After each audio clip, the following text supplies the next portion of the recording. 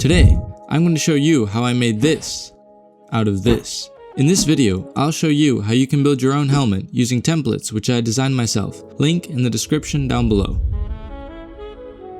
To start off, print out the templates and for every piece, roughly cut them out, glue them onto cardboard, and then cut them out using a box cutter. To begin assembly, curve up this piece and attach these rims to the top and either side.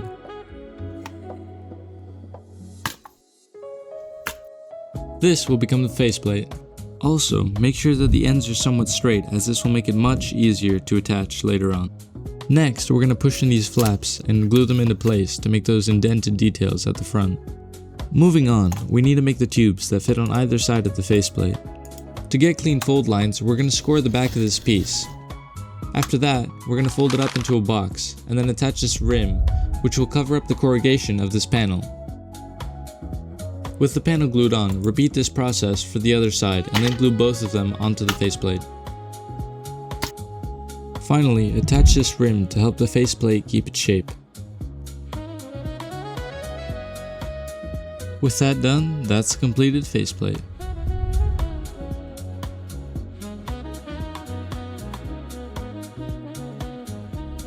Next up is the dome. We're going to start off by gluing together these darts. Darts are triangular cutouts that help create a curved shape.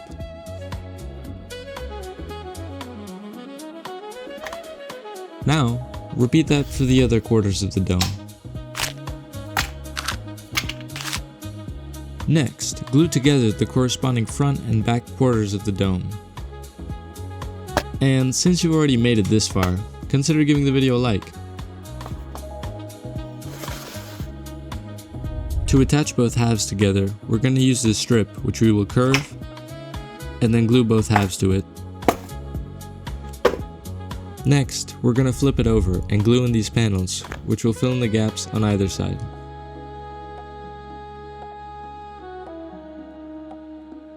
Flipping it back over, we're going to attach these strips to create this edge that curves outwards.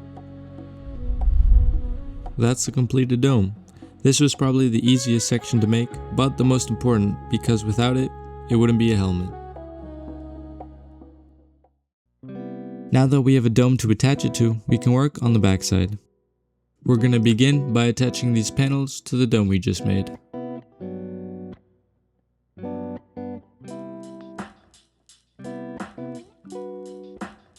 As you can see, these panels have a hole in the middle. This is for a box which we will make by scoring the back side of this piece and then folding it up, repeating this for both sides. These boxes will be glued on the inside of the helmet behind the panel.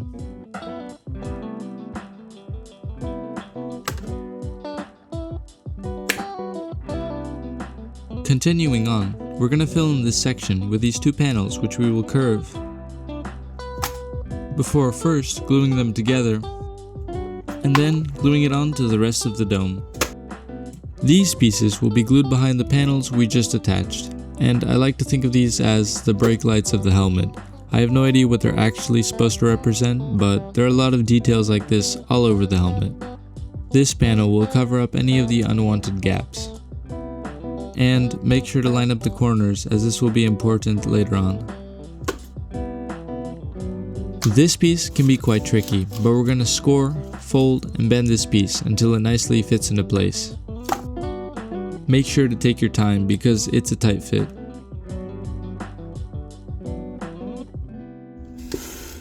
To fill in the hole in the back, these rings will make up the circular detail which represents some sort of connection port. And once assembled, glue it into place. This piece also gets glued onto the inside to cover up the gaps that are still left. And this piece gets glued in directly underneath.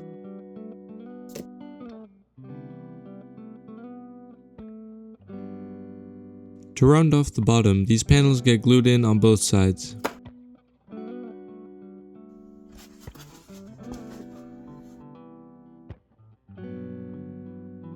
Finally, this piece covers up the corrugation and will allow us to attach the faceplate to the rest of the helmet. Repeat this for the other side. Oh, and I almost forgot, but we also have to push in these flaps and glue them into place, just like we did on the faceplate.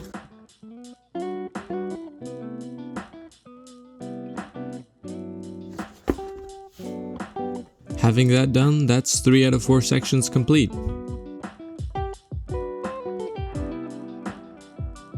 Next up is the fin that runs across the top of the helmet. To build up the fin, we're going to layer these 3 panels on top of each other.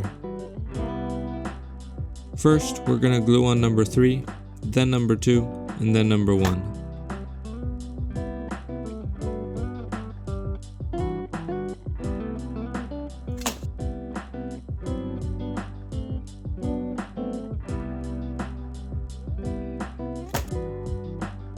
As you can see, there's a visible step up, so to cover this up, we're going to glue in these panels at an angle.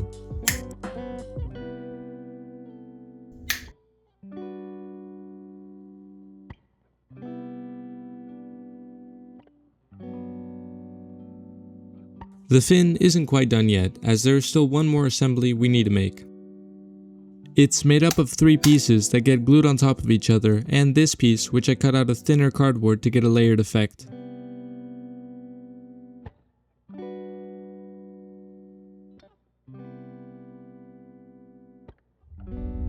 With that attached, we finished the 4 main sections of the helmet. The only thing left to do is to attach the faceplate to the helmet and to glue on all the details.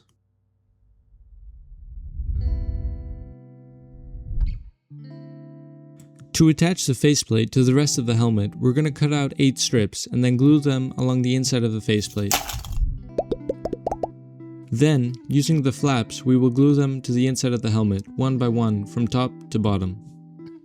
It's all starting to come together, but we're still missing some details, such as the vents at the front. As per usual, we're going to score the backside of this piece and then fold it into a tube. To create the grille, remove the top layer of cardboard to reveal the corrugation, and then glue it to the front. Repeat for the other side. There are also some small boxes that sit on top of the tubes, which we will score and then fold up. Now we can attach them to the rest of the helmet.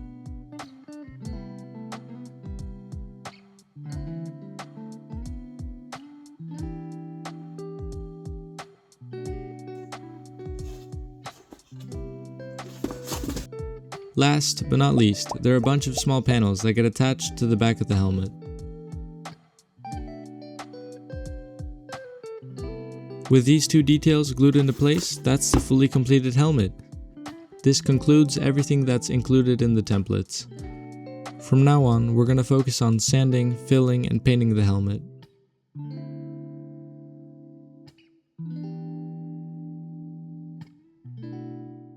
Before we can even think about painting, there are some details that need to be taken care of. As you can see in this reference image, there are 2 round details for which I used a barbecue skewer, but toothpicks will also work fine, and this little bit that sticks out for which I used a rectangular skewer. Going back to that same reference image, I made the bracket out of matchsticks and used a combination of hot glue and super glue to keep it together.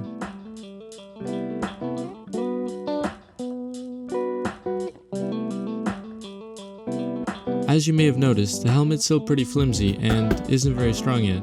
To fix that, I'm applying 2 coats of epoxy resin to the inside and outside of the helmet. This will soak into the cardboard, and when it fully cures, it'll make it much stronger and more durable.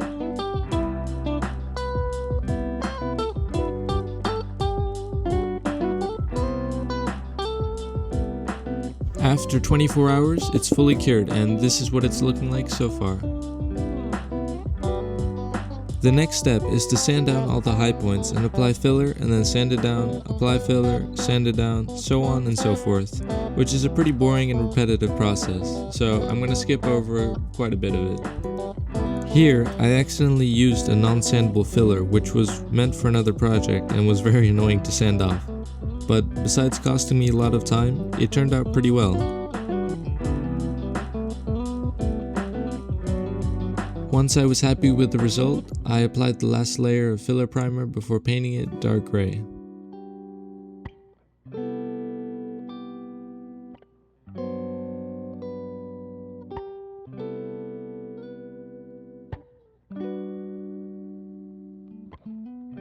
Now that the helmet has its first coat of paint, we can really appreciate how smooth it is.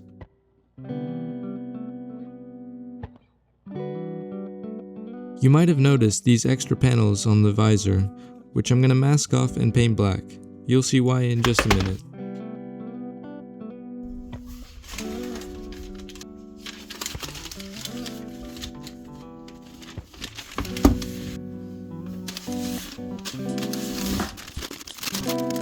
Unfortunately for me, when I was removing the masking tape, some of the light gray and black paint peeled off with the tape. Oh, So I just have to sand this down and redo this whole piece. And this one I can maybe salvage by masking off the black with a different paint, and then just painting this dark gray again. After remasking and repainting it, it's looking pretty good. With that taken care of, I can paint on the yellow stripes. I ended up putting stripes on both sides because to me it just looked better, even though it would have been much easier to just put it in the middle or on one side. If you're also using acrylics like me, one thing I learned is that yellow takes forever to get a good coat on, so you want to first put a base coat of white and then yellow on top of that, and you will get a much better and faster result. It's finally time for the most satisfying part, peeling off the tape.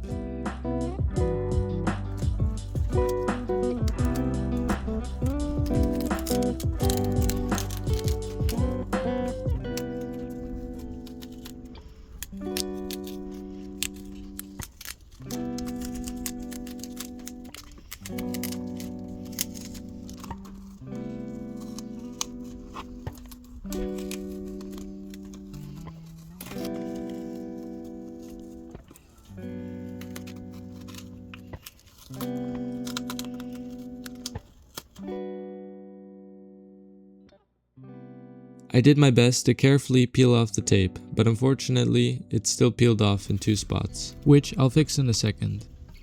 Moving on, it was time to work on the Helldivers skulls, which can be seen on either side of the helmet. Because I'm using acrylics, it's very easy to fix mistakes with water or with an X-Acto knife where the paint bled through the tape, and to sharpen the corners. I painted in the eyes and the nose using some matching gray acrylics.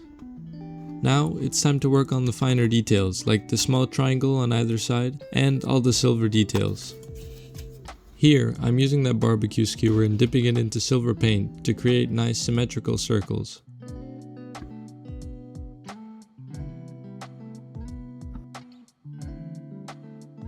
I decided to turn the 2 areas where the paint peeled off into battle damage. On the back side, it was still a little too neat, so I took my X-Acto knife and chipped away until I was happy with the result.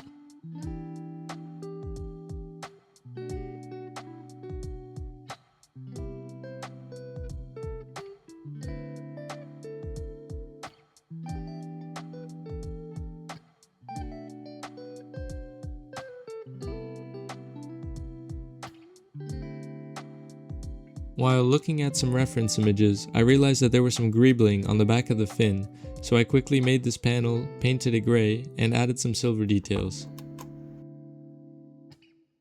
This is why I went through the hassle of painting these pieces on the visor black, so that any gaps in between the window tint would be less visible. The reason why I made these is because I don't have access to a vacuum formed visor. The visor is just a piece of cardboard I traced along the inside of the helmet and then traced onto a 5mm plastic sheet, to which I applied some 5% window tint. Now, the only thing left to do is to glue in all the details and to put in the visor.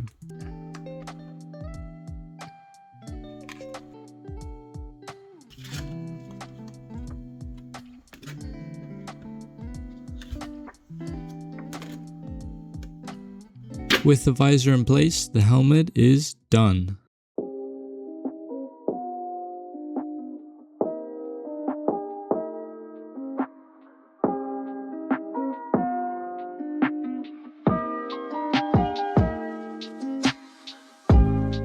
I hope you guys enjoyed the video. If you want to make this project for yourself, the templates are linked in the description down below. And leave your suggestions for what I should make next in the comment section down below. Subscribe!